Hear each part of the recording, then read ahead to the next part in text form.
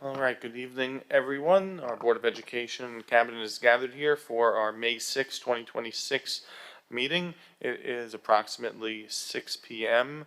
I'm going to take a vote to go into executive session to discuss employee matters, the review of tenure considerations, employee interviews for the position of supervisor of mathematics and career and technical education, as well as some attorney-client information, among other matters.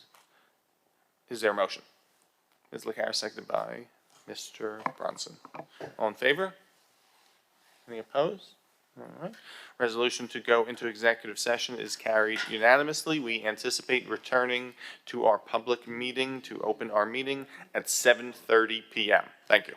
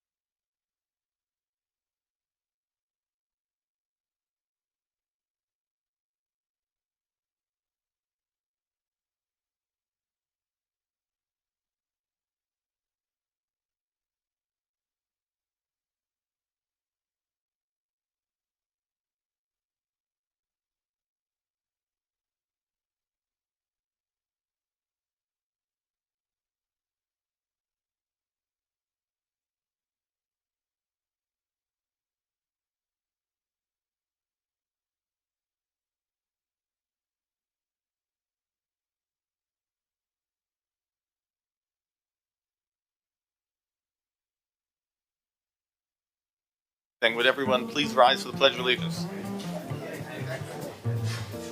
I pledge allegiance to the flag of the United States of America, to the republic which stands one nation under God, indivisible, with liberty and justice for all. All right, everyone. Good evening. We have a great program for you tonight with some special presentations, and for the first time ever, actually, we'll have a presentation celebrating Asian Pacific Islander Month. And to introduce that, Dr. John Murphy, would you like to come up, please? Thank you. Thank you so much. Just before I bring Mr. Carenti up, I just want to say thank you to the Board of Education, to Dr. D'Elia and the Cabinet. It's great to be working and living in such a diverse community. And one of the benefits we have is we have a lot of clubs and groups and activities to be able to showcase that diversity, one of them being our Asian Heritage Club. I'd like to bring up somebody who has been instrumental in that, Mr. Carenti, who is new to us, but decided I'm going to take on a club, and he was able to be the advisor, and he'd like to showcase some of his students and show why Asian Pacific Islander Month and Heritage Month is so important and why we celebrate it because of the students we have and the cultures we represent within South Huntington. So Mr. Carenti, please come on up. Thank you. My name is Louis Carenti, and I have the pleasure, the privilege, really, of being the advisor for the Asian Heritage Club. We have a really special presentation today, and I really think it highlights what makes South Huntington so special. And that's, we have so many different cultures here, but we really come together despite our differences and really make a welcoming, affirming environment for everyone to really feel safe and feel seen. So without further ado, I don't want to take up the kids' time. I'm going to introduce our president, Ryan Ewan. He's going to take us through a little fashion show celebrating Asian and Pacific Islander Heritage Month.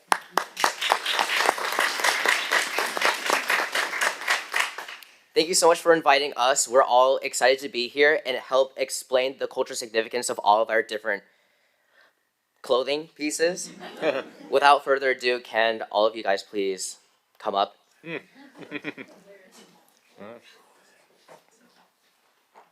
As I go through and introduce each of the countries, once I get to your country, you can give a little introduction of yourself, what you're wearing, and your name. To begin, first of all, my name is Ryan Yun. I'm the co-president here at the Asian Heritage Club alongside Natalie Robson. We are both seniors. All right, to begin, unfortunately, we do not have many students with us because a lot of us had to take time away from APs and studying. So we were only able to support some of the countries. So starting off with India, oftentimes with women,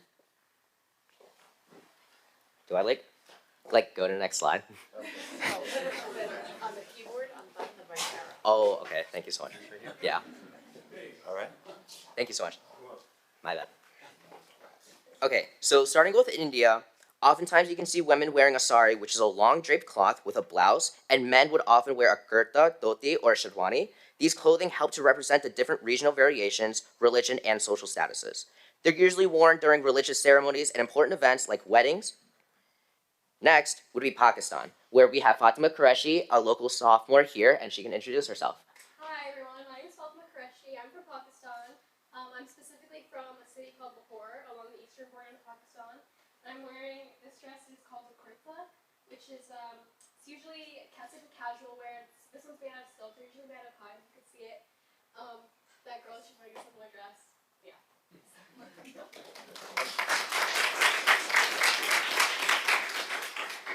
So knowing Pakistan and India's history, they do have very similarities, but also very differences alongside their cultures. Alongside with that, their clothing is also one of these similarities that you can see. Next up, we have Japan, which is common for people to be wearing kimonos for both women and men. These kimonos are often worn during formal ceremonies, for example, religious festivals, cultural festivals, and especially tea ceremonies. Today, we do not have somebody with us wearing it, but we do have some students who are here that might be able to help introduce themselves. Okay. My name is Oscar, and I'm Japanese or Filipino. Honestly, I don't really know what this is called, but it's a hairpiece that's for traditional Japanese culture. And Yeah, as she said, there's a lot of different pieces that go along with your cultural outfits. Each of these different aspects help to emphasize the cultural significance. Next, we have China. Today, we do have two young women that help to represent China. Unfortunately, I am unable to represent alongside with them because my parents did not get to watch them. But it's okay. So starting off, Cody, you can introduce yourself. She is wearing something called a qipao. Hi, my actual name is actually Ziwei Zong. My nickname is Cody because, I'm an immigrant from China, which makes it easier for everyone to pronounce my name. I'm wearing a tupa, and it's a form of modernization of the hanfu, and it shows like how China can really modernize with America.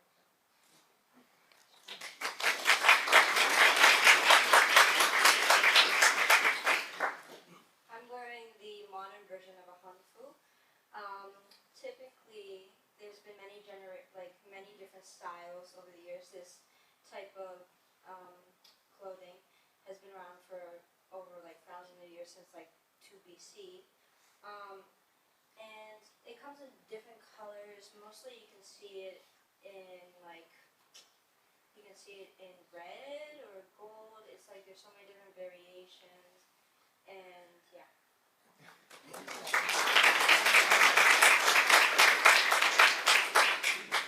Yeah, just to add on to that, as you can see from the board in our presentation, hanfus are most often seen with very long, elegant pieces because they are mostly worn in historical times, back in Confucius days, because they help to represent national symbolism with China and the deep Confucius ties. While nowadays you're more likely to see a qipao, which is seen as Cody is wearing it. It's a more modernized version of this, and it helps to just signify more of a feminized and distinct version because, as you can see, hanfus, they don't have many variations between men and women. Next, we have the whoops. All right, next we have the Philippines. Unfortunately, today we also do not have someone to represent the Philippines, but oftentimes you can see women wearing a barot saya, and men are to wear a barong Tagalog. These clothing are tied to their Filipino identities and their Spanish colonial influences. It helps them to remember the struggles that their people have gone through in order to gain independence. Going back to Korea, once again, we do not have someone from Korea, but you can often see them wearing something called a hanbok. Hanboks are often, again, used during tea ceremonies, religious ceremonies, and cultural ceremonies. They are called the same for men and women, but they do have similarities, as you can see from the picture. And last but not least, we have Vietnam. Vietnam, you will be often seeing them wearing an áo dai, and here we have, again, two ladies who can introduce themselves as well. Hi, my name is Natalie, and this is my sister Sophia. Today we're wearing outside, but in Vietnam it is very hot and sunny, so both of us are wearing traditional outside, which are made of usually of satin, silk, and very light material, so that you can stay cool during the summer. A little fun fact though, because we are wearing traditional ones, modern day outside will look a lot like more of what Cody's wearing right now, and that's all.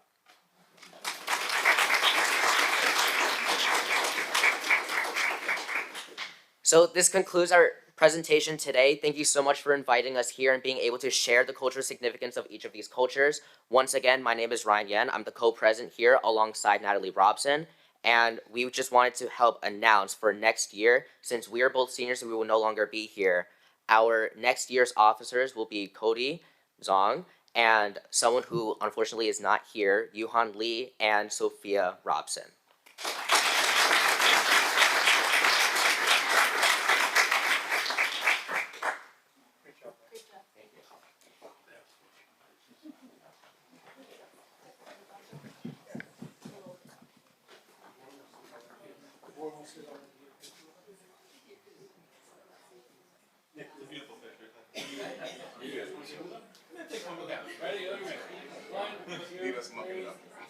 Thank you. All right.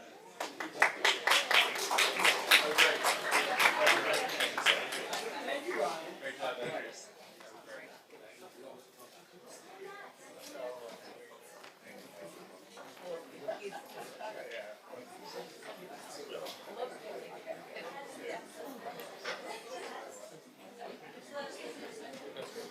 Yeah.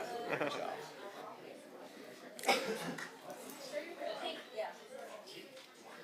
All right. Appropriately, not coincidentally, we also have a presentation on a phenomenal, once-in-a-lifetime experience for many of our students. Their trip to Japan a few months ago. And to speak about that, I'd like to introduce April Kaufman.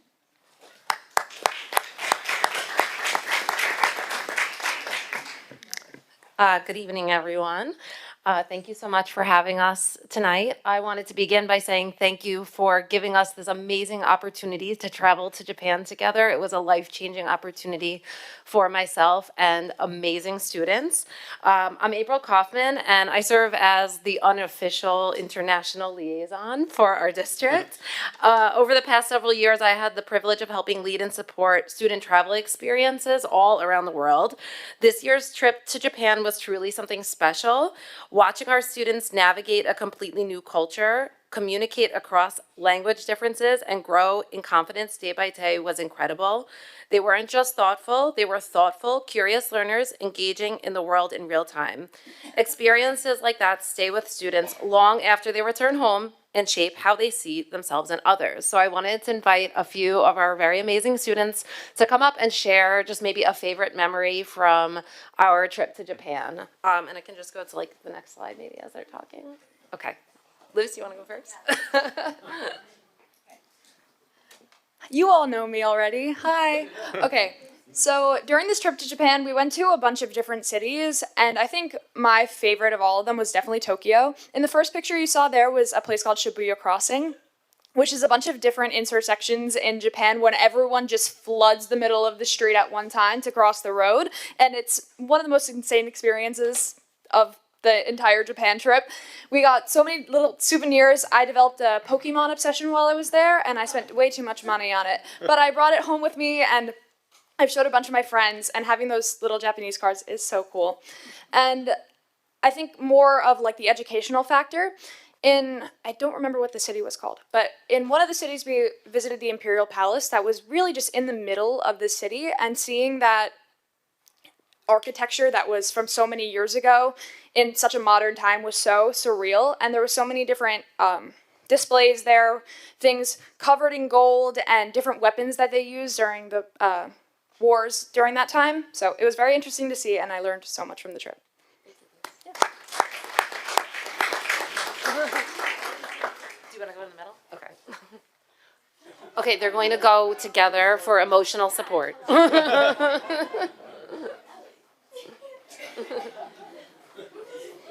One of my favorite memories was just hanging with these girls. We had a really good time. Hi,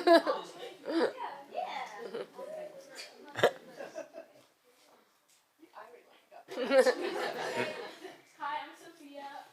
I really enjoyed my time in Japan. It was like a once in a lifetime experience. This I bought there. And my favorite memory is just traveling around the country with all my friends, karaoke and dancing on the bus. My name is Oscar Cruz, and one of my favorite memories in Japan was going to see my family and my grandparents and my cousins, and it was really fun. And I also love shopping and lunch like every single day with all these girls. Hi, my name is Shay Woodland. One of my favorite memories was going to Nara Park. Nara Park is like surrounded by like this temple, which has like the world's like largest Buddha statue, which I thought was very interesting because I learned about it in my AP art history class.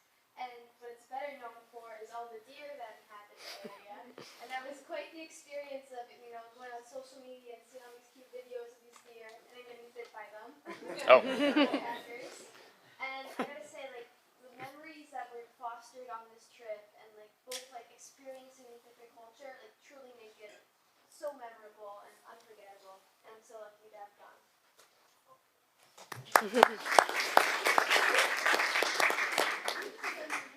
Hi, I'm Natalie again. I think one of my favorite parts about Japan was how respectful and kind people were. I think the biggest thing for me was the culture shock, especially when you're on public transport or like going to the bathhouse.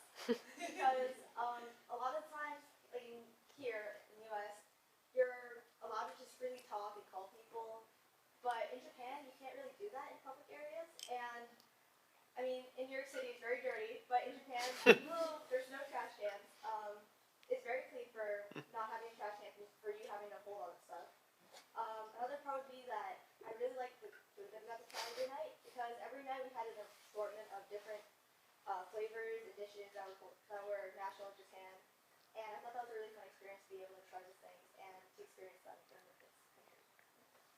Yeah,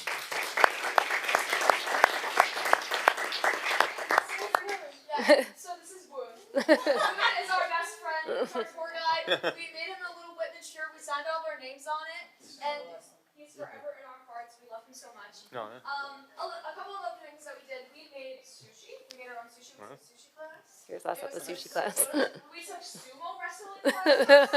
Oh. And then we also made matcha, which was very good. A lot of people didn't like it. I loved it. And I also just want to say, this was my third trip with the school.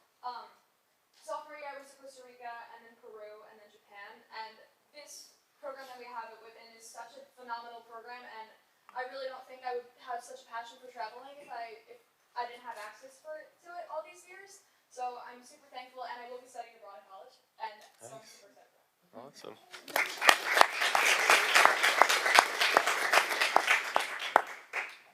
I just want to close by saying this kind of learning directly connects to the direction education is moving in, including our new graduation standards that emphasize preparing students to be globally aware, adaptable, and engaged citizens.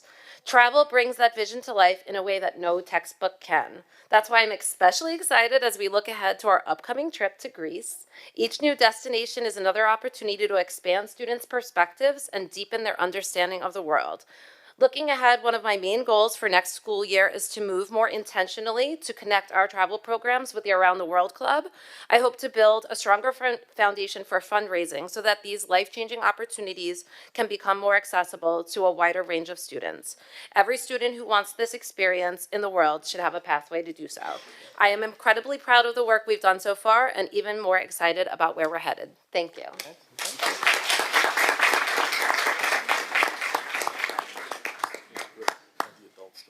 Yeah. Thank you, Ms. Kaufman. Thank you, students. Great job. Glad you enjoyed your trip. We have another trip on for approval tonight as well to Portugal and Spain, so very excited about these opportunities. All right. Dr. Murphy, I don't know if you want to introduce our next one or I can, but we have two students with mini grant presentations. We have Ella Brenner, 11th grade student at Walden High School, as well as Aisha Patel, 11th grade student at Walden High School. Please give them a round of applause.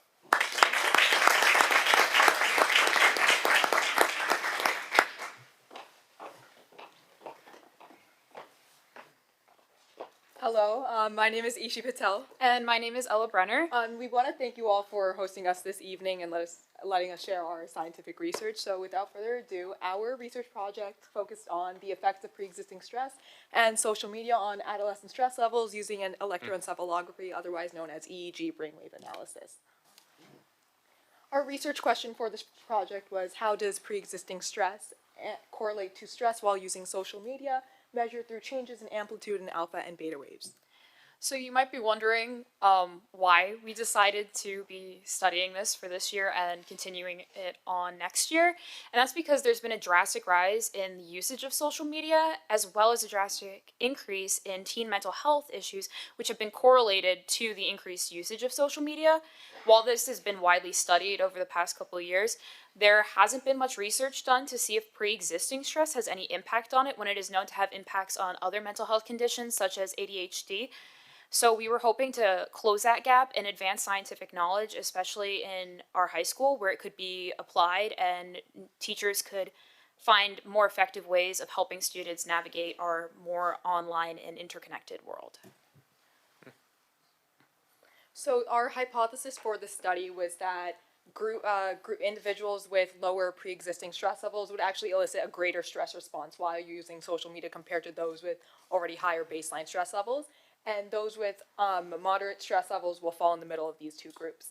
So just to provide a little neurological background of this study, the center of the brain that elicits emotional responses to like stimuli is known as the amygdala. And when individuals are exposed to social media and social media stimuli, the amygdala will actually increase stress responses, and this can be measured through increases in beta waves or high beta waves and decreases in alpha waves. And the reason that we believe that it will elicit a greater response in those with lower pre-existing stress is that in their day-to-day life, the amygdala will be less active than normal, which will cause a greater uncomfortable response when exposed to media that they either find stressful or disturbing. So that could help us figure out how we should be handling social media usage. So to gather our data, all of our participants will be given the perceived stress scale. It's been used since 1983, and it is it's highly used in psychological research because it's reliable and it's based off of a self-survey, so it's very easy to administer to a large number of participants, and it categorizes those participants into low stress, moderate stress, or high stress. And based off of those three groups, we will categorize them, and they will each come in for a baseline recording of about 5 minutes just to see how their brainwaves act with no surrounding stimuli, and then compare that to their brainwaves while they are scrolling on TikTok, which is our chosen social media platform for this experiment. And that will be for around 15 minutes just to see how it changes when they are exposed to that social media and see if that pre-existing stress has any correlation to it. So the image you see on the screen here is actually a reading that we took from a student in our science research class. In the green, you can see a reading from the F7 electrode, which is located on the left hemisphere of the frontal lobe. And in the orange is the reading from the F8 sensor, which is located on the right hemisphere of the frontal lobe. The reason we are measuring these waves from the frontal lobe is because the frontal lobe is, and especially the prefrontal cortex, is associated with executive function and decision making. And the amygdala plays an inhibitory role when eliciting stress responses on this area of the brain. So listed below is also an example of the data collection chart that we will use to organize our data. But in the image specifically, this student was exposed to TikTok and were scrolling for around 5 to 10 minutes. And their reading does indicate high beta levels, which is indicative of a high stress level. So where we currently are is we received IRB approval earlier this year. However, we have been facing several issues since then. Something that really helped us was that New York Institute of Technology mini grant, which was $300. However, the EEG that we had been using, which was the Emotive Epoch X, we have faced a lot of challenges when receiving connectivity and accurate brain readings. We had reached out to the company several times, and their responses were unreliable. When we presented at LISEF, Long Island Science and Engineering Fair, one of our judges had actually spoken to us about the headset. He had similar experiences with a student and had been facing similar issues and had been suggesting alternatives for us to use because he had, after years of working with it, he had had very limited success with that headset. After doing a lot of research into what we think will be best moving forward, we found the Dragon EEG with a total cost of $3,700, which we understand is quite expensive, but it is something that we are definitely working towards, and it will give us the most accurate brain readings to have the most accurate data for our project. So something we are doing currently to remedy this financial issue is we are hosting a clothing drive in which we are collecting items such as clothing, accessories, shoes, purses, or backpacks, and we are giving those to a nonprofit organization that will give us 20 cents per pound of clothing or accessory or whatever that we give them. However, while this fundraiser will be able to raise money for us, we're not really sure if it will be enough money, especially not to cover $3,700 worth of. We're thankful for everyone that's contributed to it, and we're happy that this will help offset some of the costs to make it a more feasible opportunity for us. If you send us that, we can post that on social media too. It's already ending this Friday. Oh. It's also, I think it was already on the Yeah, it was social on the media page. school It was on the school website, and it was posted on the Instagram. The South Huntington Public Instagram. And we've received plenty of donations, and we really are grateful for everyone's contribution to that. We're just doing our best to make it feasible. We wanted to thank you all for letting us present here and for showing an interest in our research. That's greatly appreciated. And we hope to see you again with more was data amazing. and some Findings. finalized. Yes. That was amazing.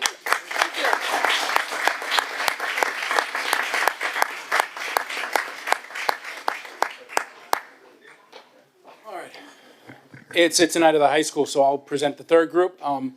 Just want to say thank you again to the Board of Education for allowing us, and I'm glad we got such a diversity in the groups. You've seen how we respond culturally, but now we're going to talk about what we do in terms of CTE and what we kind of talked about. You saw research where we're seeing, I don't even know half the words they said, and I have a doctorate, so I'm just, but in all honesty, now we're going to see where some of our staff have really transcended our business programs and allowed them the opportunities to not just learn about it in a book, but actually learn about how business works through their own enterprises. So I'd like to call up Mr. Ferrante and our virtual enterprise to talk a little about what they've done, because they've gone all the way from New York City to LA and back and forth, and they've done amazing things at a national level. So please give it up to them.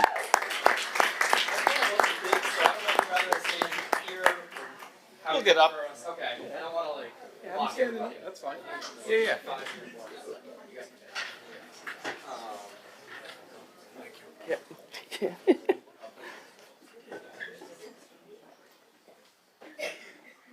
You guys sorted out? Okay. Do I need to use this mic? Can I just stand over this? I will use the mic. Okay. Hello, my name is Tom Ferrante. I am the virtual enterprise teacher at Waltman High School. This is my second year in the position, and I've had the honor of getting to work with a lot of these students now for 2 to 3 years, and just see the growth in the whole program.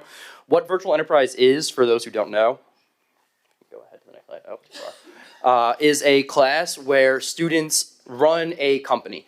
Where most of the other business classes that we have, students are learning the core skills required to compete and put themselves in a place for college or the positions after college. Virtual enterprise is a class where students take those skills that they've learned in their previous classes and then apply them to making their own company. So we have 5 firms at Waltman High School. We have Vision, we have Motion Sync, we have Vital, Halo, and Remedy.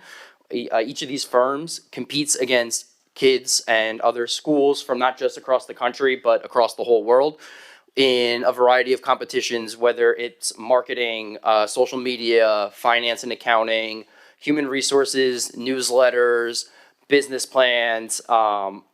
They take this variety of they do a variety of sales pitches and trade shows where they get to interact with students from across the world.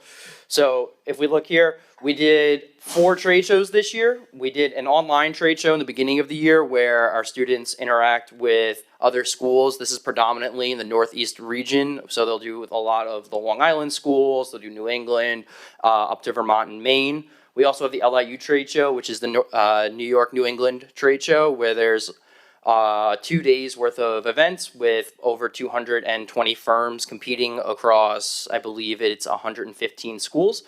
We had the great fortune this year to go to California, which some of the students are going to talk about, to compete in one of the larger competitions that take place, the California Bakersfield Trade Show. We also competed at the Youth Business Summit here in Javits over 3 days.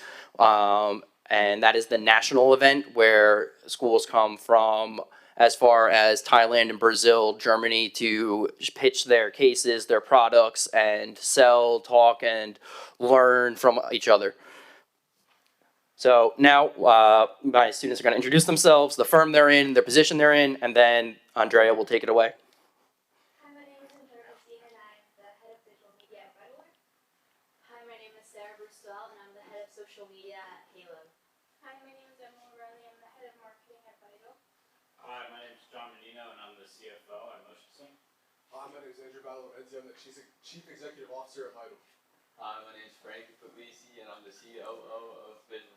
Hi, my name is Simi Truby, Chief Financial Officer at Halo. Hi, my name is Emmanuel Fonsi, the Chief Marketing Officer at Halo. Hi, my name is Ryan Corella, and I'm Chief Executive Officer of Motion Sync.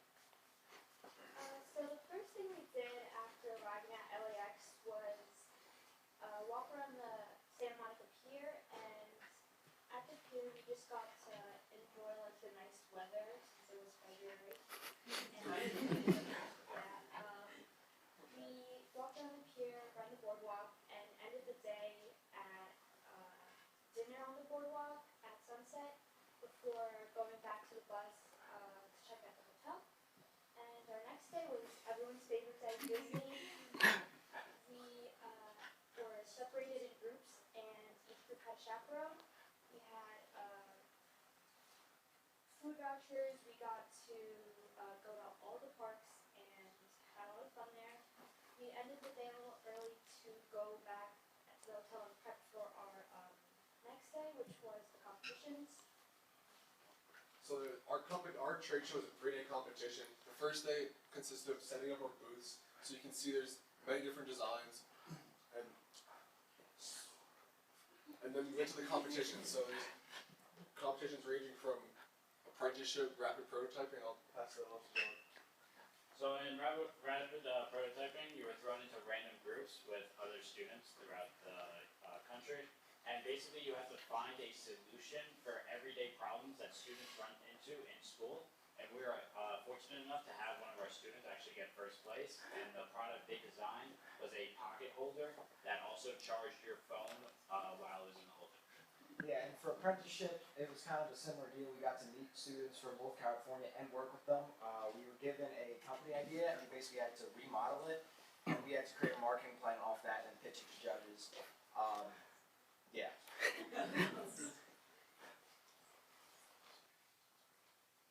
Looking further into like the awards and the competitions, so there's the main ones, but there's also judges that walk around judging your booth, your salesmanship, and your pitches. So my firm was lucky enough to win silver in the sales pitch in California. And then just to go off what John was saying, those are our two students. One of them is currently playing in the flag football game, so she couldn't be here right now, who won gold in rapid prototyping. Their product, we have it in a nice little box in the office to show off that goes next to their plaque. Our last day was UCLA. We got to explore the campus there. We visited a lot of the main buildings. We had lunch at In-N-Out. Then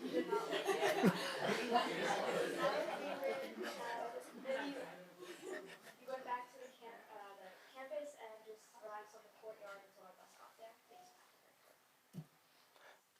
So the Youth Business Summit is really the competition we end the year on. It's a 3-day event where over 6,000 students from across the entire world come and present their ideas and compete in qualified events. So on day 1, competitions included the National Business Plan competition and the Financial Literacy competition. On day 2, the National Marketing competition and the Global Innovation Challenge. And on day 3 was the International Trade Show exhibition, the Sales Pitch competition, Booth Design competition, and eventually the award ceremony. So the financial literacy competition, so I was lucky enough to be able to compete with 3 other students of mine in Motion Sync. Every company here was involved, all 5 companies. So basically we were given a prompt before the day actually came, and we were able to work on it for about 3 weeks in advance and figure out a solution to this couple's problems. And the day of, we were given, as we sat down, we were given 1 hour to solve this problem. And the problem was given to us literally 15 minutes before. And it just so happened that one of the people lost their job, and we had to figure out and find solutions on how to finance the rest of their life and the next year, and how they would survive. For the next year.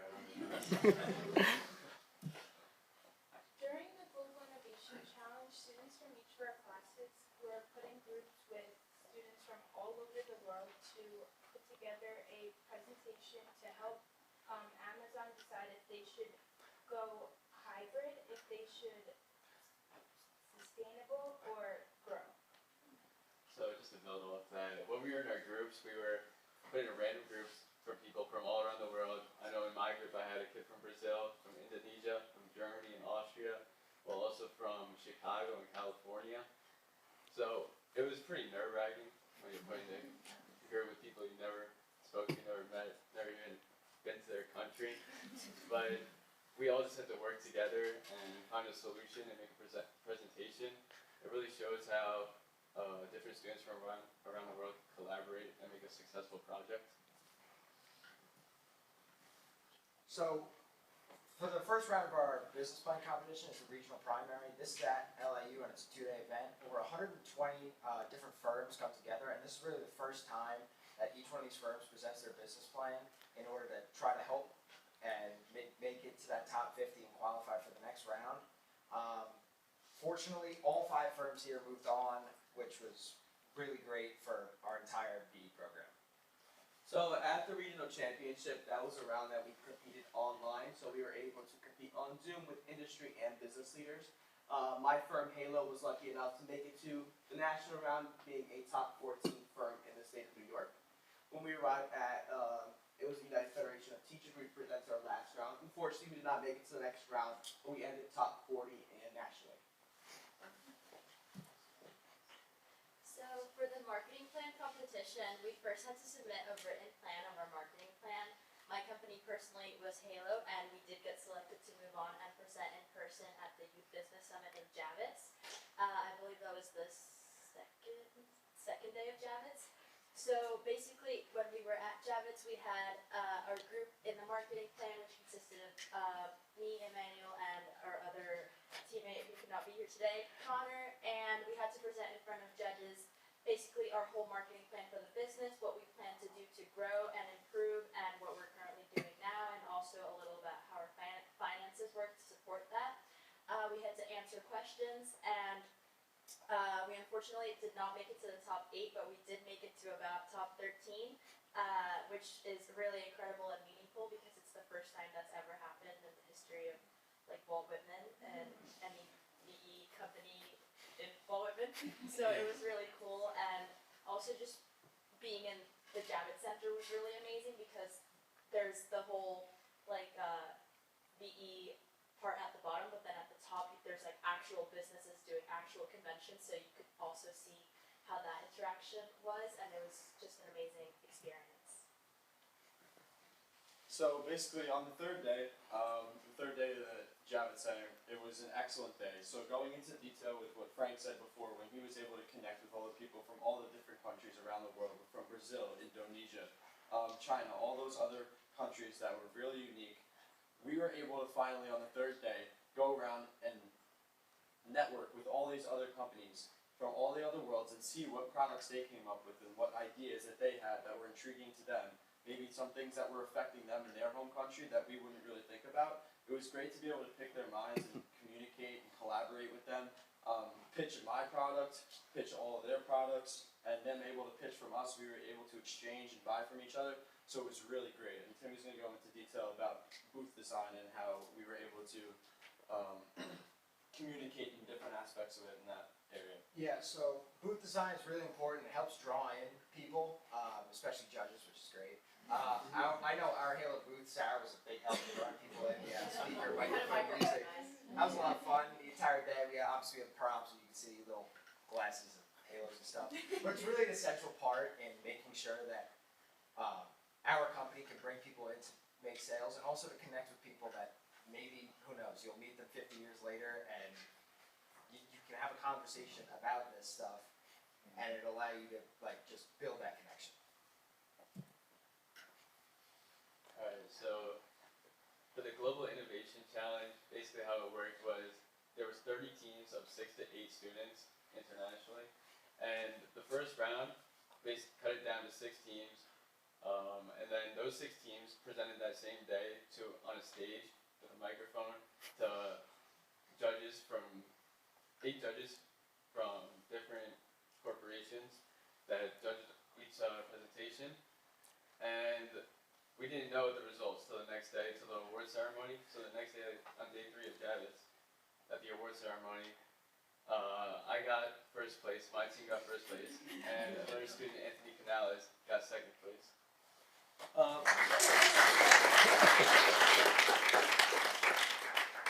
As for a couple of our firms, we won some awards and brought home some plaques. Remedy was able to bring home gold in sales pitch, which was done by Joey Carapazza, so great job to him. Remedy also was able to win bronze in booth design, which was a combination of their salesmanship at the booth and how their booth looks and its overall lead design. As for Halo, we were able to bring silver in booth design, which was amazing. We're so proud of it. Then, just to wrap up, we got most of the awards were recently released, and the placings for all of them. So this year we've had the most placings out of any year. It is also the first year that we've had 5 firms or 5 classes of virtual enterprise run at Walt Whitman. And I think the fact that we were able to spread our VE2s or the second year students across all these classes, yet still collect so many accolades, is a testament to the individual ability of each student. And I just wanted to have somebody from each class read off the awards that their classes won. So we'll start with Frankie for Vision. Yeah, so my for Vision was a New York State and New England area business plan finalist, top 25% in our e-commerce website, and my accolade from the Global Innovation Challenge. Representing Vital, we also advanced in the New York Northeast Region Business Plan finalist.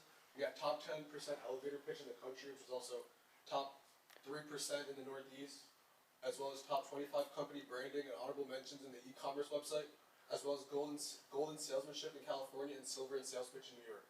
All right, even though I'm not in Remedy, they still did a great job this year. They were New York and New England Business Plan finalists, honorable mention in sales pitch, elevator pitch, gold in sales pitch, and then bronze in booth design, both at Javits. And for Motion Sync, we were also in New England and New York business plan finalists. We had a top 10% e-commerce website thanks to Jimmy McCready.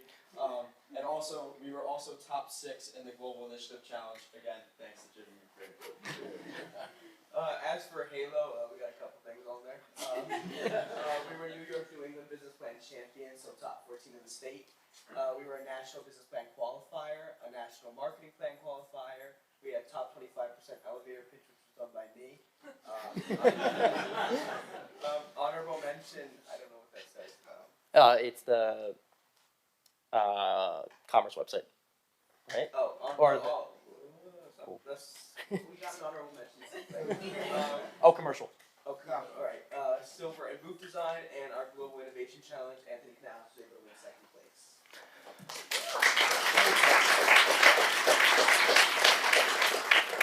So I would just like to take a moment to thank not only the community, but also the board for allowing us to go on all of these trips. I know that it is taxing to have students miss a lot of school, especially because these events take place during the school day. We pulled kids for a week for California. I was pulling kids for a variety of days for LIU, the online trade show, and going to Javits. And the fact that you guys show your support and willingness to let these students take the leap into the business world really means a lot to not just myself, but also them.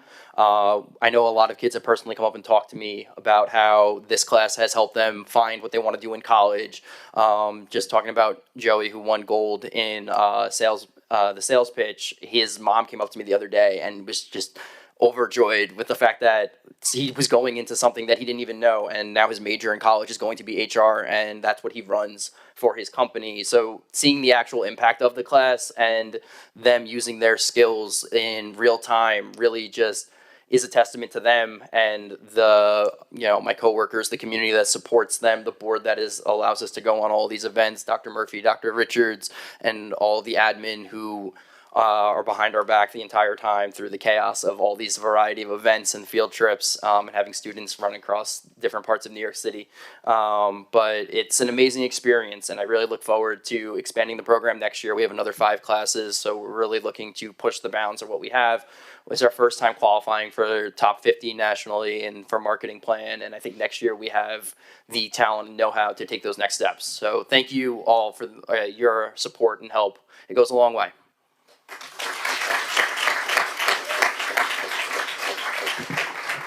So thank you, Board of Education. Thank you, Cabinet. Just one last note and before I hand it over. We talk a lot about, I know, Ms. Kavanaugh, and you've heard a lot about Portrait of a Graduate and the change of graduation. And a lot of districts are freaking out because they don't understand or they don't know what's next for our kids.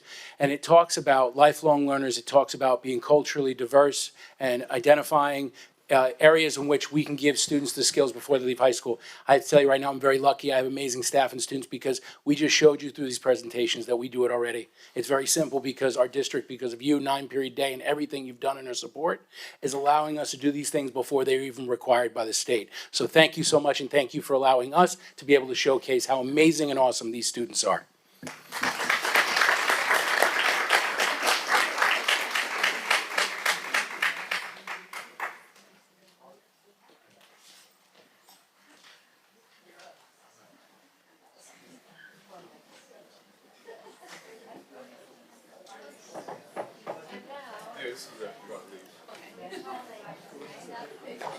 Thank you, Dr. Murphy.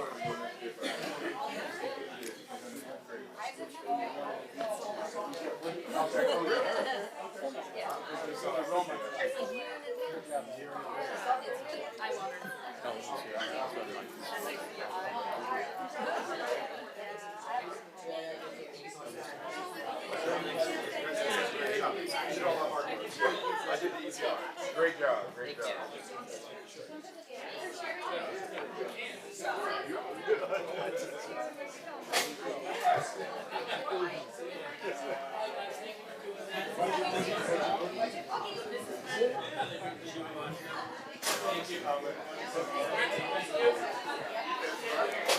I'm gonna dance it this year.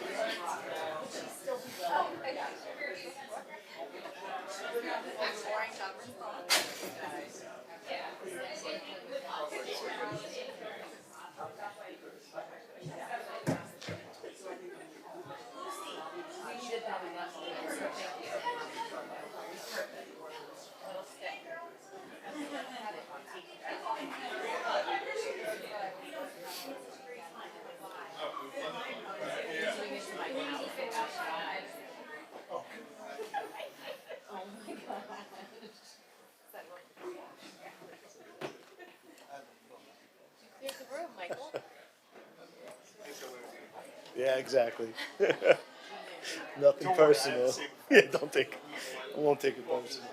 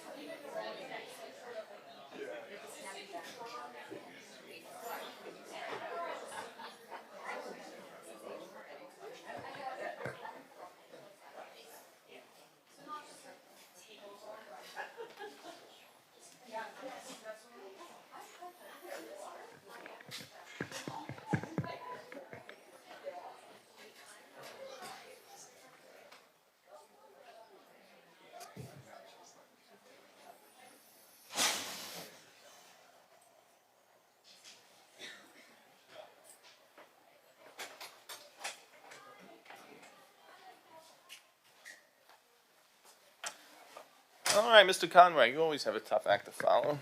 One day we'll let you go first. All right. Public hearing of the budget.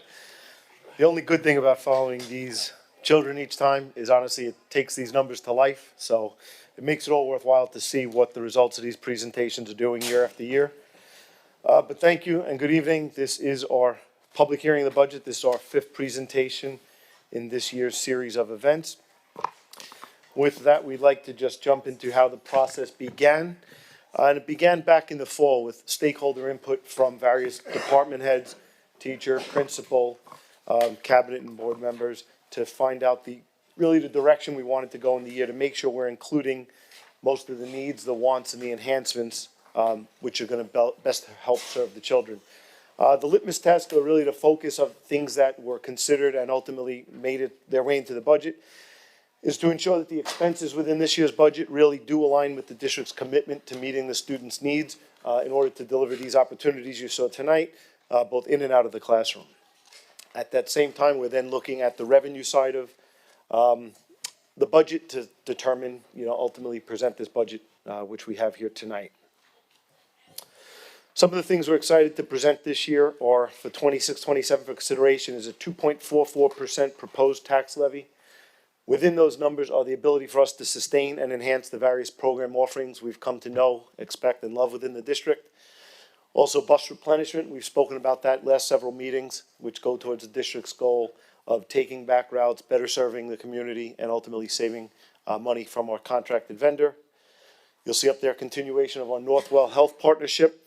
That goes towards the mental health, social and emotional support for our students. And then last but not least, we consider things such as security measures and district-wide capital improvement projects. Some of the efficiency initiatives, both in past years as well as this current year's budget development, are listed up there. Obviously, we're always trying to be mindful of enrollment. The fact that for this upcoming year, we are going to be on Save Harmless for state aid. And not to mention the fact that it's now May 6th and we are still waiting from a budget from Albany. That said, some of the things we've always looked on in the background, our last board meeting, the board awarded a new RFP for insurance broker services. They're already digging into our figures to look at our coverage and our dollar amounts and premiums. We're looking at transportation enhancements, special ed cost savings, our short-term borrowing savings. That's to get us through that period of time in the fall where cash is tight for every school district. And then just various day-to-day operational efficiencies throughout the district. I'd like to take this time to really say it is a true group effort and a collaborative effort to keep this budget the way it is presented, which affords us to give every opportunity to the students they have come to expect. Brief review of the 26-27 revenue expectations. We've gone through this in the past, so I'll just briefly run through it. That 2.44% tax levy would represent $132.5 million of revenue. It's approximately a $3 million increase year over year. State aid, roughly $77.8 million. And again, as that note in the bottom indicates, that is a tentative number at this point. As of budget adoption last meeting on April 21st, as well as tonight, we are still waiting for that budget. Nevertheless, we are working with the figures we have, which you see there. Other revenues, roughly $10.5 million. That's made up of things like interest income, property rental income, billings to other districts, those type of items. And then last but not least, we have reserve usage and appropriated fund balance, which I'll speak to on another slide, to round it out for a total revenue picture of just shy of $228 million. Speaking of transportation, we've seen this before, so I'll just briefly speak to it. Within this year's budget, we have $1.6 million earmarked for the purchase of new buses, the various types and sizes you'll see listed up there. And again, it goes towards the overall goal of improving the fleet, lowering maintenance costs, taking routes back to save money, and also to better service our community by having additional vehicles of our own, additional drivers. It gives us some extra flexibility each year with planning the routes. Turning gears to the facilities planning. So the facilities committee typically meets at least once per month, usually around a different building district-wide.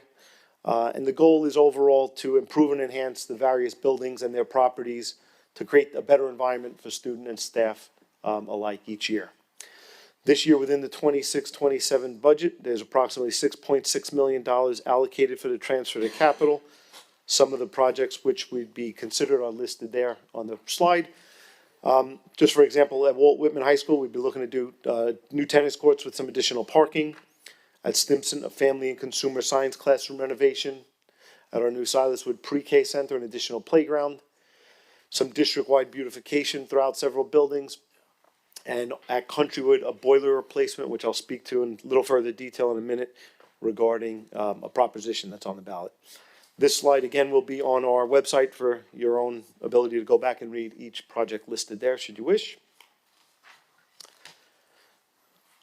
Regarding just a brief recap there, as I mentioned, the 2.44% proposed tax levy, that's around $3.1 million in additional revenue. And again, as I mentioned on a prior slide, approximately $228 million overall budget picture there. On this slide here, it's essentially a recap of the revenue. So those top three lines, the tax, state aid, and other, which we just went through 2 slides prior, for a total revenue picture of $220.9 million. And in those center lines there, we have the reserve usage year to year. We're looking to use the workers' comp reserve, employees' retirement reserve, teachers' retirement system reserve, as well as EBLR. That's our retirement or our terminal leave reserve. That grand total of reserves is approximately $4.29 million. And if you bring your eye 2 columns to the right, you'll see a dollar change year over year of about $1.3 million. So that's our ability through being mindful of our expenses in prior years where we've been able to save some money as we close out each year. In this particular budget development for 26-27, since we were fortunate in those prior years to save some money and the fact that the uncertainty of the state aid, we are able to utilize that $1.3 million additional reserve usage in consideration and mindfulness of the taxpayer to keep that tax levy as low as possible. Additionally, the next line, we kept flat appropriated fund balance. That's the 4% rainy day fund, if you will. That number is flat, and that brings you to the following two lines for the total balanced revenue versus expenses, for the grand total of the budget. A number worth bringing your attention to is the bottom line, all the way to the far right column, the percentage change.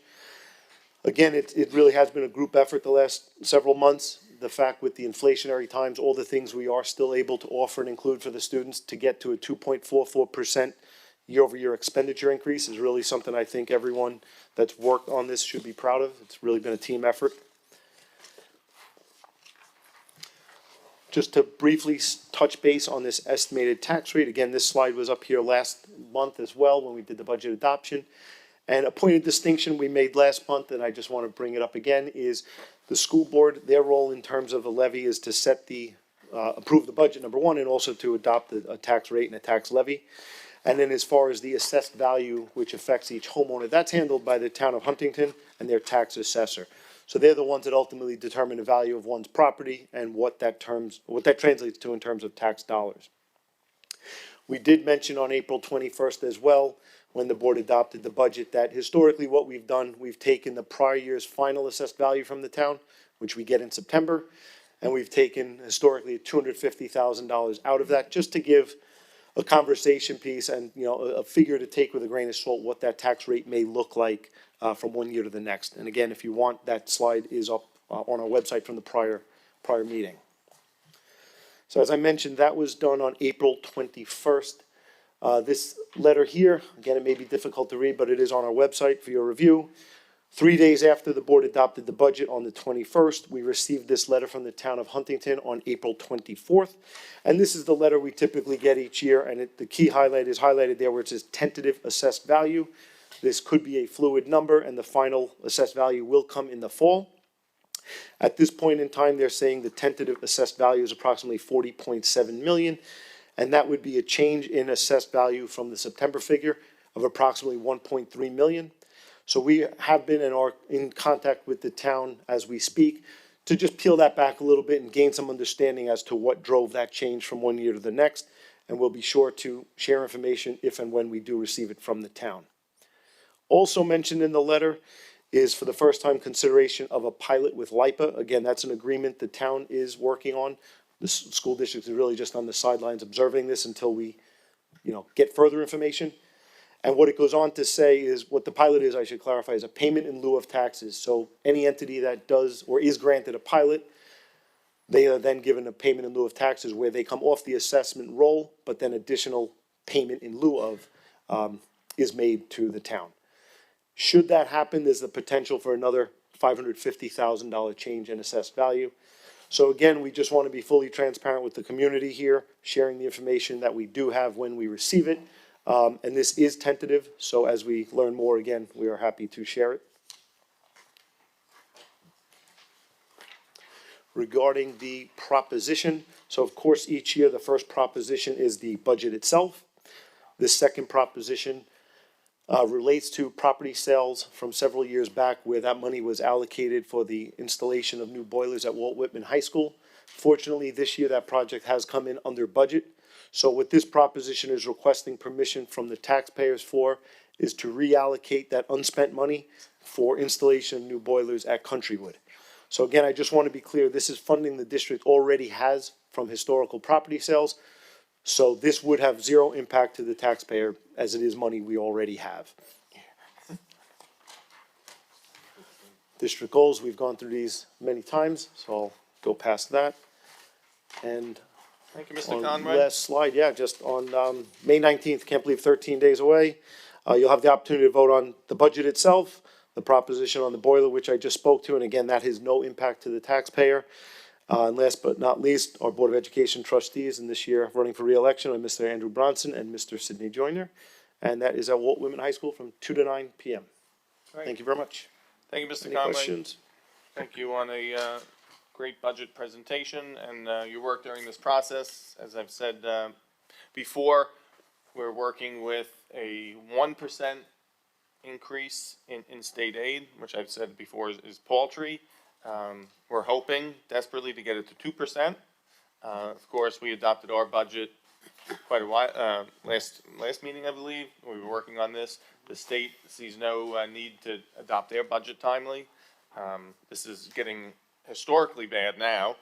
This is the fifth consecutive year under Governor Hochul's leadership that they've had a late budget, and this is as late as it's ever been. And there's no sense that any of that lateness is due to actual state aid discussions. It seems it's all policy-related discussions. And the state of New York packs their budget with policy, which could easily be done before or after, but it's the most efficient way of getting people to agree to stuff. So it's disappointing that they don't want to meet their deadlines, even though they force us to meet our deadlines. So, but we had to work with 1%, and we did the best we could, and this is a budget that meets the tax cap as we have consistently. We've never gone over the tax cap or proposed to go over the tax cap. There's a lot of districts this year on Long Island that are, 7 of them are, which is a significant increase. So, you know, it's always tough, so good luck to them. And we are able to do it with no reductions in programming. So, thank you, Mr. Conway. This is a public hearing, so I will open it up to any of the public that want to discuss the budget. Any questions that they may have? You have a question, sir? Of course. I knew it. I was waiting for you. Come on up. We haven't seen you in a year. I know, that time flies. I want to thank the board for listening to me at least. Of course. I don't agree with everything, but that's my prerogative. I do want to say I am very impressed, since I'm a Whitman graduate, but I only got to go to the Hayden Planetarium on my field trip. You know, I didn't get California and around the world. And coincidentally, my 12-year-old grandson was with me in Japan at the same time the school was. They didn't see him, but anyway. A couple of questions on the budget. Sure. And you being a CPA, Right. how do you make a budget if you don't know what it's going to cost? How does the district do that? Specifically, the turf field. The RFPs didn't go out. The first one didn't go out until December after, and the budget was voted on in May. And then the next one doesn't go out until, I think, April of this year. I'm sorry, what do you mean by that, April of this year? The second RFP went out. Oh, What's it? for the turf field, you're saying? For the turf Okay. fields, there were 2 RFPs, one went out. Excuse me. We were after the, you know, how much money's left over? How Well, much money did it cost? We wouldn't have to bid on the turf field initially, so. Right, but after the budget was set. Yes. Yeah, so how things work is we have a facilities committee that our architects sit on, and our architects, all of these projects are proposals, and they, based on their experience in the industry, their discussions with contractors, they go out and get us estimates of what each project is going to cost. So, and they're usually pretty close to that. So they have a sense. I mean, the turf field, they're done so commonly that it's not really something that's so hard to estimate. They just have to look at what turf fields have cost in neighboring districts in the last few years. You know, and then they'll speak to, there's a couple main providers of it. You've got Land Tech and Laser, they're the major ones who do it, and they will ask them, what do you think that this project would cost? And so that's how we estimate our projects. I wasn't sure, because maybe we work budgets differently at the house. You don't start a project until you know what it's going to cost. Yeah, And unfortunately. as it shows, luckily, like you said with the, Mr. Conway said with the boiler. Right. We went under budget. That was good. Money. Yeah. And sometimes, I mean, there could be times where it does come over, and we haven't done some projects in that case. The other thing, I did stop in the other day to get a copy of the budget, Okay. and Regina helped me out. Unfortunately, I understand, it was sent out, never came to me. So, never got, it was an email. Oh, you didn't get the email? So, I didn't get the email, Okay. so We'll make sure you got it. I will. Regina took care. Oh, And I'm oh, you I'm got it just- now? I don't know, I'm gonna check when I go home. Okay. I just saw it today. I will, I'll check. And on that, I just bring that up so I didn't know if you were So we want you to have it, absolutely. Yeah, which is one of my disagreements, when they posted on the district website, it's posted with account numbers. It doesn't tell anybody what it is. I mean, it's tough, and that's why I had asked for, I'd like to know, I brought up the security issue, right? And here we are, we spending more money again for security. Where? Well, we still have 42 security officers, or do we have 46? It's roughly the same as last year. I don't think we've had any increase. We still have. What I'm saying is, when it goes out, when it's published, it should come out so that and the district, anybody in the district can look at the budget online and see where the money's going, Well, I think we post the whole budget online now. by account number only.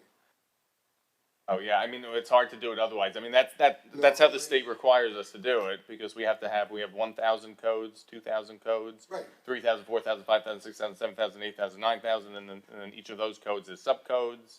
Right, I understand that, but there is because I've got it before, where it lists the school and what's being spent. And this way I can see, not just me, but anybody can see where there's a crossover, like Silas Wood. Last year they're redoing the doors, and this year it's in the budget to do them again. Why are we replacing doors and now we're doing them again?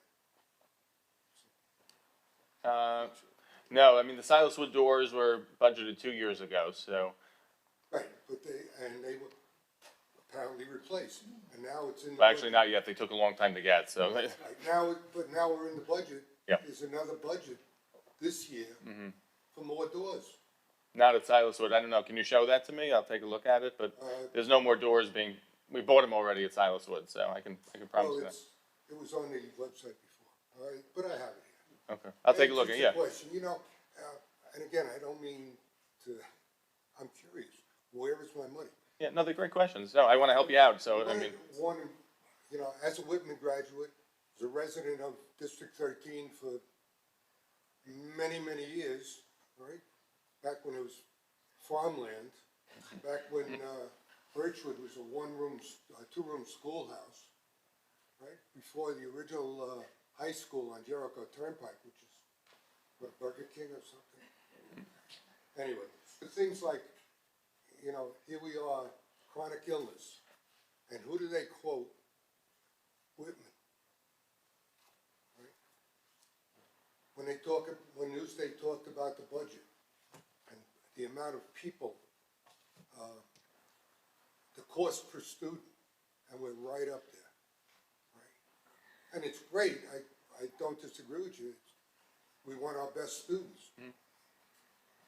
I think there's money being spent where it'd be beneficial to go actually to the students. And I have to say, I was very impressed again with the students, especially I didn't know there was an international club. And when they stood up there and said they were immigrants, they speak better English than a lot of people around the corner that live in the district. We have amazing students. They were, and it was very interesting. All three of them were. Yeah, no, we always try to showcase our students at our board meetings. Yeah. Oh, no, I Yeah. never had the opportunity, like I said. Anyway, I have my one final thing. Is the greenhouses. Right? They were put in the budget, they were bought, they were put up. I did a little research myself. They were installed at Whitman. One at Whitman and one at Stimson. 3 years ago. It was in the budget 4 years ago. It was a little over 100,000, and they lasted about 2 weeks. Apparently, they were lost in a storm. Where's the money? And it's not in my pocket. I'm sure it's not in your pocket. No, definitely not. But it should be somewhere. And if not, why isn't there should be a refund. not sure. We They should were in the put budget, I'm not something sure we that bought them though. is, You said they were, I'm sorry, Mr. Lizzie, they were erected, they were put up? they were put up, according to what I was told. All right. Behind the one was put up behind the cafeteria at Whitman, and the other one was Dr. put up at Murphy here? Spencer in the back. I don't recall them being put up, but, is Dr. Murphy here? Okay. No, but we can get back to you as far as maybe there was a reallocation of that money, so you wanna know where that money went, we could get you that answer. Yeah. My thing is, I'm sure. I'm sure we didn't purchase them, I don't remember them. Like I said, sometimes there are projects in there that they may come over that we have to, No, suspend. according to, I was told they were put up. Okay. So if they were put up, that means they were paid for. Mhm. And if they were destroyed in a storm, well, shouldn't they be insured or, you know, at least guaranteed? Did we buy something? It's just, you know, it's money from the district. I would rather see, I think it's ridiculous for greenhouses, but I would rather see that $100,000 spend it on the students. So Ah, there he is. Dr. Murphy, do you ever remember any greenhouses being installed at the high school? Okay. Even 4 years ago? Oh, Yeah, I don't think no, so. but we'll follow up. I didn't see them. I know they were in the budget. I saw that. Right, it might have been something that wasn't purchased, but, you know. It's possible, but again, when it would be reallocated. But I was told they were actually put up. Yeah, no, I don't think so. I don't think so. There's a couple projects. Sometimes we had a loft project at the middle school last year. It was sometimes, you know, we do the best we can estimating the projects because that's how you have to do it. Oh, yeah. And you know, when we went out to bid, it came out too much, so we didn't move forward with it. So it might have been something like that. You know, I'll check into it though. Question, going back to the Yeah. budget. When you, contractor comes in and says, it'll cost you X amount, we get that all in writing and everything? And, Yeah, we have some on the agenda tonight we're approving actually, so, Okay. yeah, Thank you for your time, everyone. no problem. And we actually bring in another company next year to help us even more precisely estimate these costs. We have a construction manager firm coming in. Be very careful on that one. Anyway, thank you very much. Thank you, Mr. And Leslie. again, it was great to see the kids. Wonderful. Look forward to seeing you again next year. I'll be here. All right. Good health. Be well. Thank you. Thank you. Anyone else? Okay. Going once, twice. Public hearing is closed. All right. Move into our business agenda. Take a motion to adopt the agenda. Ms. Meyer, second. Mr. Joyner. All in favor? Any opposed? All right. Items E through H require one resolution for adoption. Those are our minutes. Oh, wow. Financial items, bids, and bills. Is there a motion? Mr. Scraggs, seconded by Mr. Bronson. One item of note is our bids. Dr. Hender, Universal Pre-K. Yes, thank you, Mr. Ciapetta. Tonight for the board's approval is a recommendation to award the request for proposal to Scope Education Services. Scope, through our process, we had 3 bidders. Scope was the lowest price submission, as well as our current vendor that has showed a history of being responsible. And as we went through, we did not realize at the time, but they service over 3,400 students, have been in business for over 25 years, and right now they currently service 200 of our students. Great. And what's our registration for next year as of now? We are up to, as of Monday morning, we were at 232 and climbing. Great, excellent. All right, we'll keep promoting it. All right, best bargain in town. Thank you. All in favor?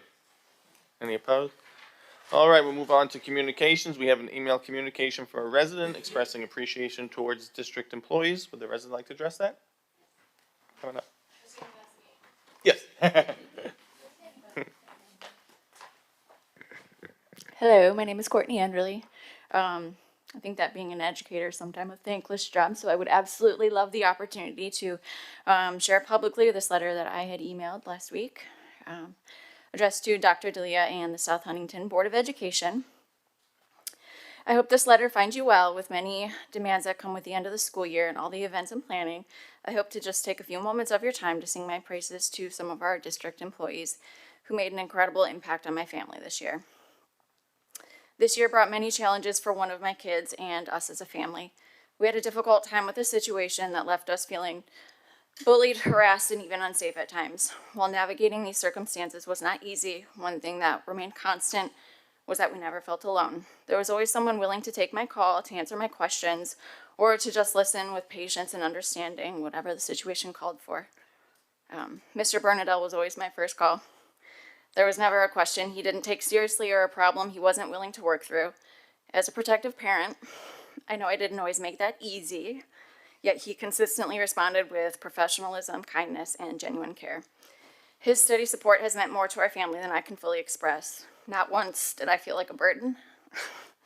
If there was ever a moment or a day where he would have paid to not hear, Mrs. Enderly is on the line for you. I could never tell by his tone or his attitude when talking to me.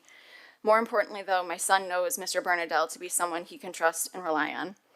Even as recently as last week, my other child at Birchwood was having a hard time with something, and my older one told him, "I can come with you to talk to Mr. Bernadelle. He's like my friend." As a parent, I can think of no greater testament to the kind of compassion and connection he provides to his students. He truly has set the bar above and beyond for anyone who dares to follow in his footsteps. Ms. Shum has also been an incredible source of support in many situations for us. Her warmth has made a lasting impression on our family. Together, Ms. Shum and Mr. Bernadelle have provided such a loving and inviting environment for Birchwood. Their presence is felt not just in difficult moments, but in the everyday experiences that make students feel seen and valued. I'm counting down the days until my youngest will be in her care at Silas. My son's classroom teacher, Ms. Kasuchi, was not originally expected to be there full-time, but I'm grateful that she stayed. I know our needs and requests were not easy to manage as a first-year teacher, yet she handled everything with care and thoughtfulness. There was not a moment I felt like anyone else could have done a better job. She has a fresh perspective and a genuine heart, and my son felt safe and comfortable in her classroom. I really hope she's here to stay. I would really love to see her smiling face in the Birchwood hallways in the years to come. I would also like to recognize Mr. Lombardo, who played a key role in helping guide us through this challenging year. His calm demeanor and patience brought a sense of stability to situations that easily felt overwhelming. Even when we added to his already full workload, he remained consistent, thoughtful, and supportive. At no point did we feel like anything less than a priority. I'm not afraid to sound too cliche when I say I don't think this is the first time you've heard how special these individuals are, and I'm certain it won't be the last. What they've meant to our family is hard to put into words. We feel incredibly lucky to have had them in our corner this year. People like Mr. Bernadelle, Ms. Shum, Ms. Kasuchi, and Mr. Lombardo are rare, and the difference they make is lasting. These are the kind of people every family hopes to have supporting their children, so please, I beg of you, never let them leave. Thank you. Thank you so much. Thank you. Appreciate that. Thank you. And I think they're here to stay as long as they want to be here. All right. We have a couple invitations. Dr. John Murphy for the principals list. Yes, this month we are holding our principals list. We invite our Board of Education cabinet to attend. We will be honoring 143 students out of our 460 student senior class for excelling both academically and throughout their 4 years at the high school. We changed this event from being just an award ceremony across to an actual dinner because those kids deserve, they've worked very hard, they deserve a little more than just a certificate and a walk across the stage. So we're honored in being able to share that with you if you can attend with us. It is next Friday, or excuse me, 2 Fridays from now, and we look forward to seeing you there if you can make it. Thank you, Dr. Murphy. You also have another invitation to the Michael Curtin Award ceremony. This year, the reason why we want to make sure, it's part of your board meeting, so I mean, I hope you're there anyway. So it should be an invite, should be a thank you, but it's very special, so just, we're a little different. It's the 25th year anniversary of 9/11. We are actually having a representative from the Michael Curtin family attend. We will also have somebody from New York City ESU Police Department that will be speaking on the department's behalf, because actually what's funny is that we were speaking with them and they didn't actually know we have a Michael Curtin Award. And they were very honored to be able to come and speak because they thought it was something very important to honor the life of somebody who gave their all for others around. Thank you, Dr. Murphy. We'll be there. And we have an invitation from Stimson Middle School for the Stimson Independence Cup. Ms. Keating, did you want to address that? Sure. On June 5th, we're hosting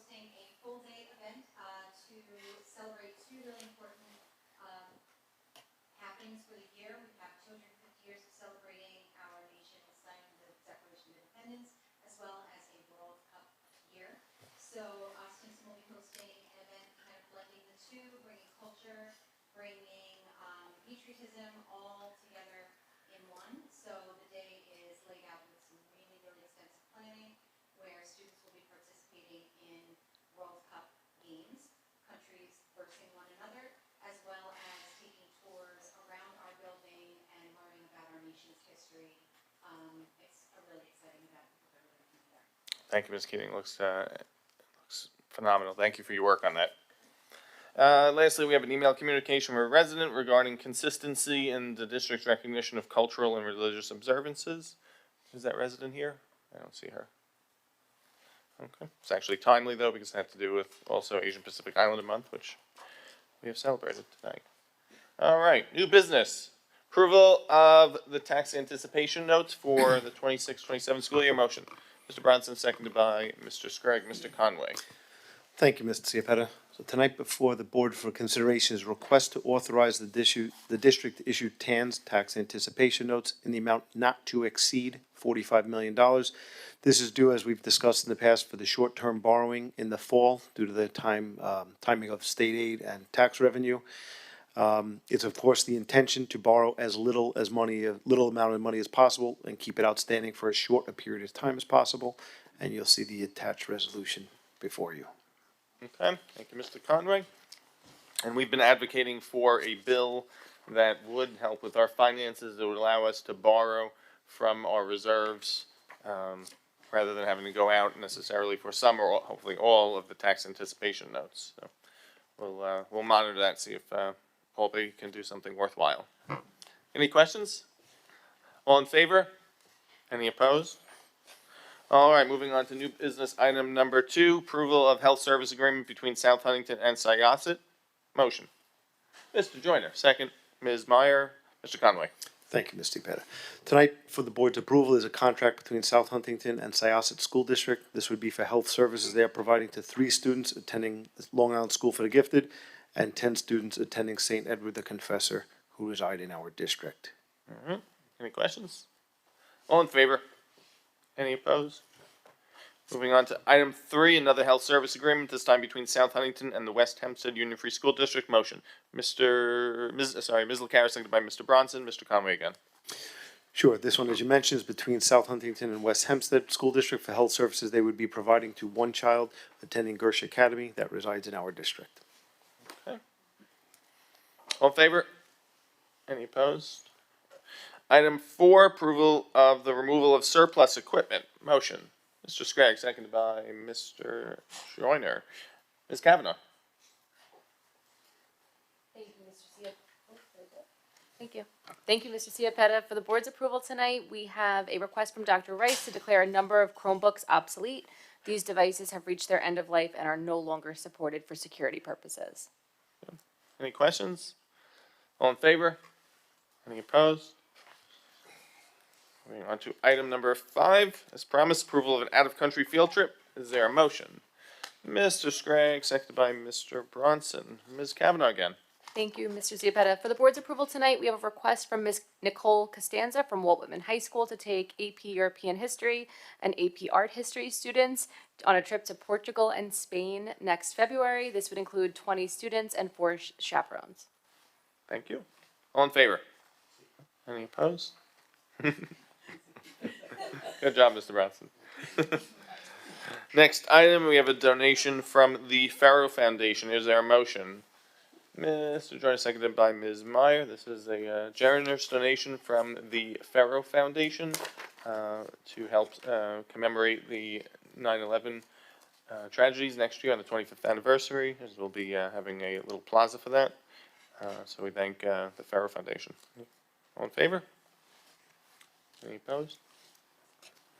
All right, moving on to next item, approval of attendance for various board members and administrators at the Nassau-Suffolk School Board Association Annual Business Meeting at the Hamlet. Motion, Mr. Scragg, seconded by Ms. LaCara.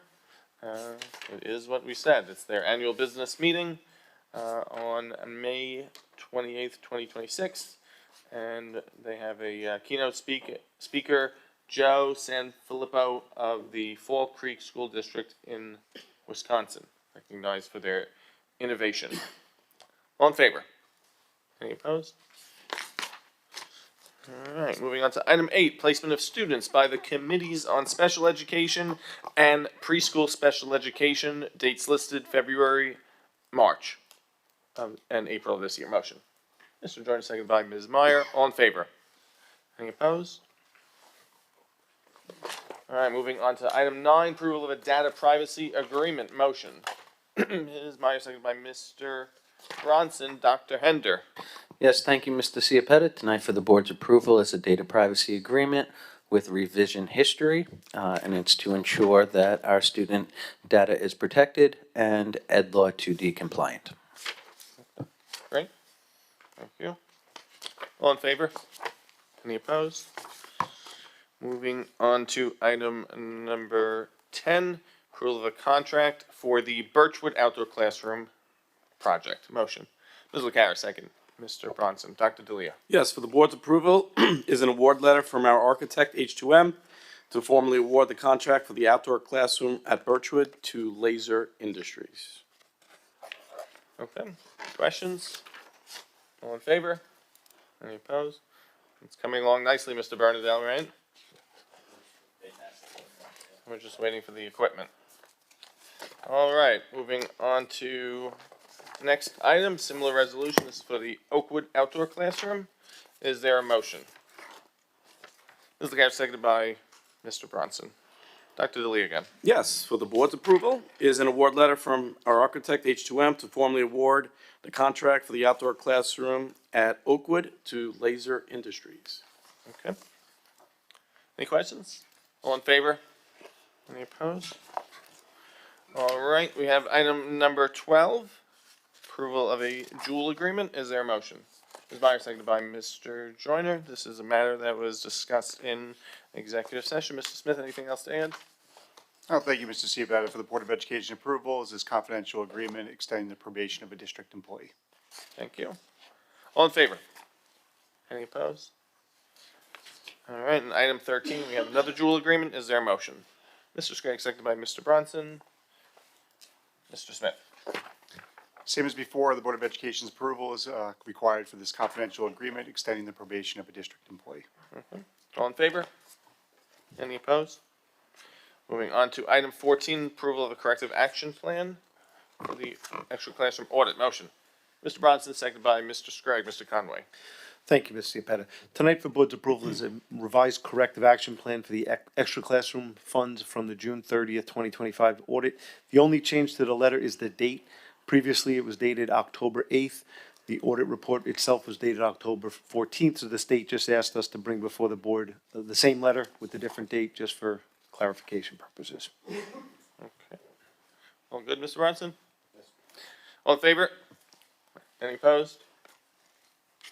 Item 15 is a request to remain in the South Huntington School District for one student currently attending Countrywood Primary Center. Motion. Ms. Meyer, seconded by Mr. Joyner. Mr. Lombardo. Tonight for the board's review, we have a South Huntington family requesting permission for their child to remain in the district for the 26-27 school year. The family is moving in June of this year. Thank you, Mr. Lombardo. All in favor? Any opposed? One opposed? Oh, I'm sorry. You gotta reword it. What's that? Yeah. All in favor of the request to remain? Yeah. Oh, okay. All in favor of allowing the student to remain the rest of the year? This year? Yeah. It's for next year. Next year, 27. Next year. The parents requesting, the parents moving All right, in let's take June a of motion to this go into year. executive session. Oh, I'm sorry. Ms. Meyer, seconded by Mr. Joyner. What? Yeah, this is for 26, 27. It's 26, 27. Oh, why do we talk about this if we approve? No, because it's for next year. They're moving in June. Okay. Yeah.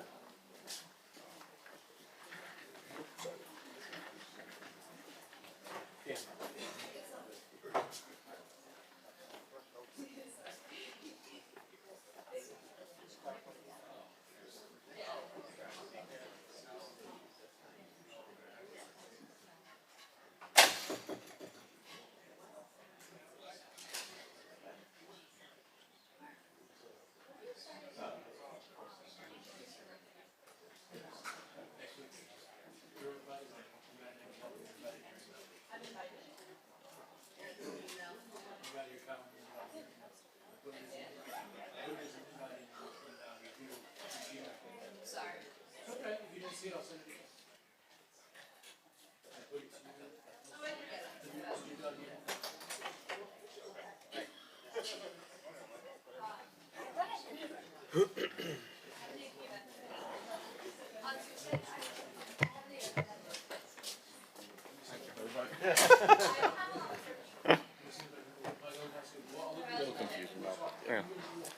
Okay, motion to close the exec session. Ms. Meyer, seconded by Mr. Joyner. All in favor?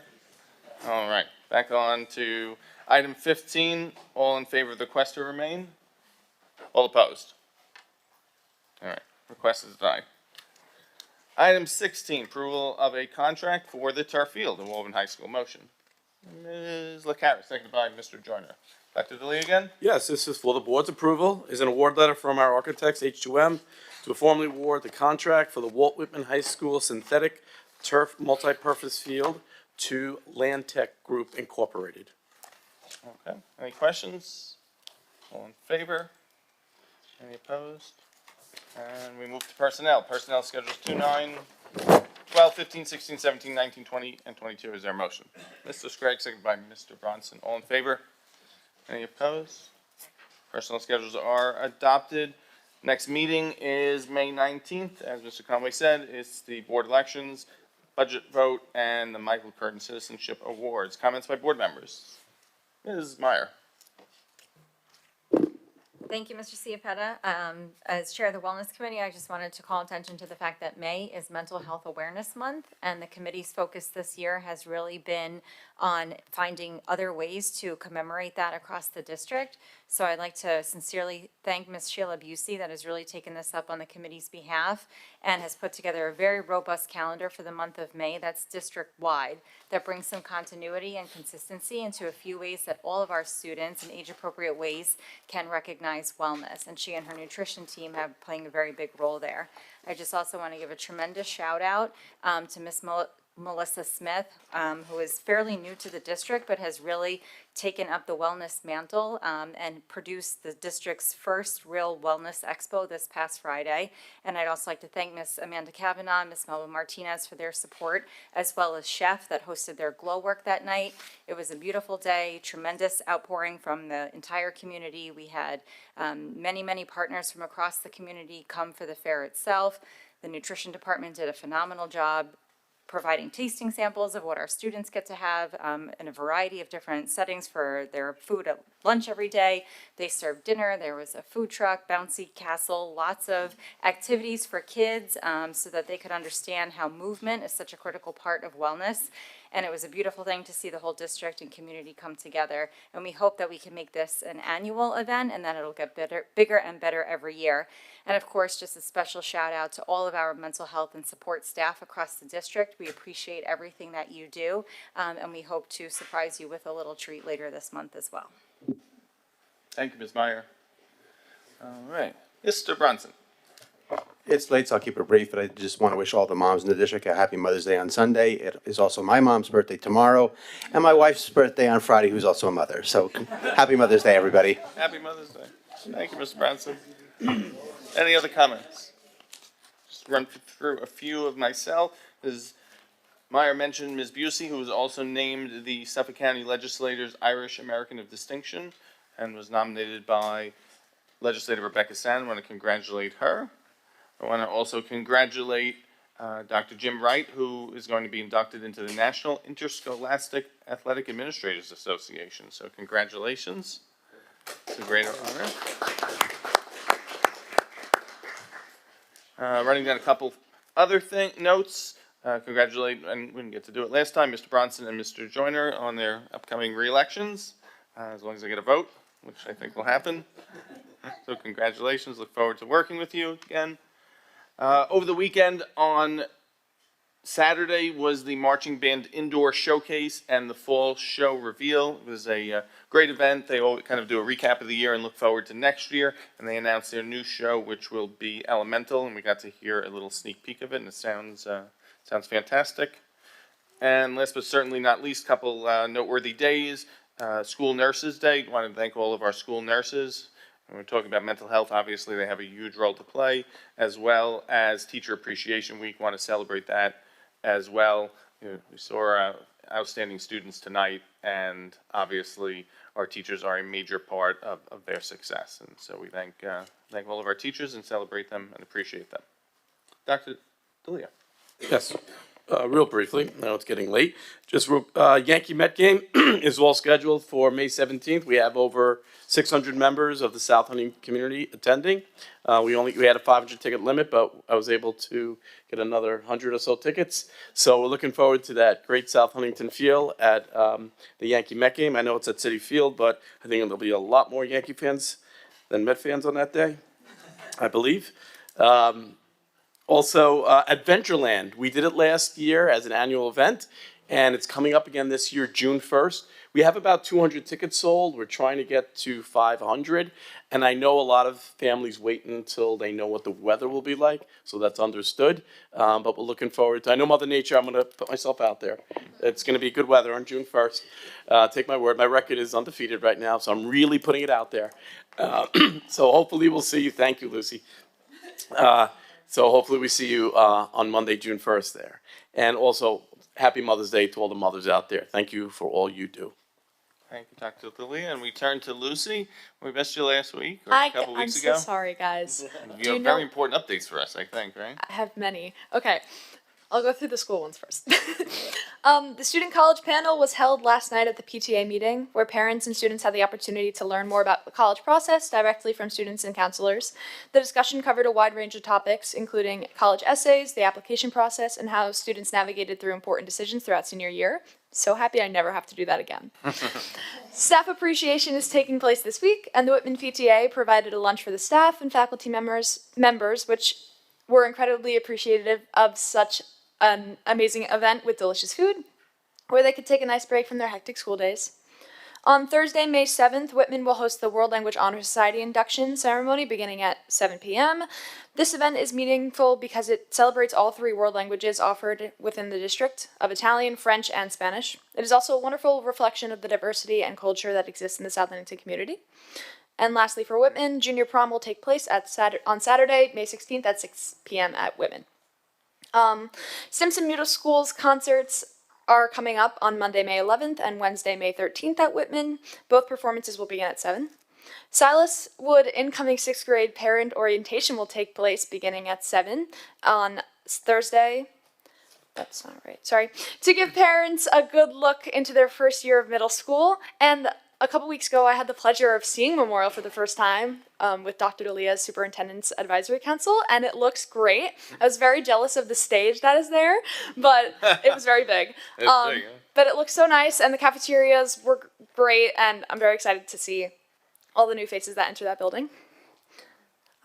Stimson Middle School's National Junior Honor Society induction ceremony will be held on Thursday, May 21st at 7 at Whitman. And Birchwood and Maplewood's 5th grade mini-thon is taking place at Memorial School Building on Tuesday, May 12th. Countrywood and Oakwood's kindergarten parent orientation will take place at 7 p.m. on Wednesday, May 20th. And lastly, Friday, May 15th, both Oakwood and Maplewood will host their family fun nights beginning at 6:30. And now about me. I committed to college. I'm going to the University of Southern California for dramatic arts with a musical theater emphasis.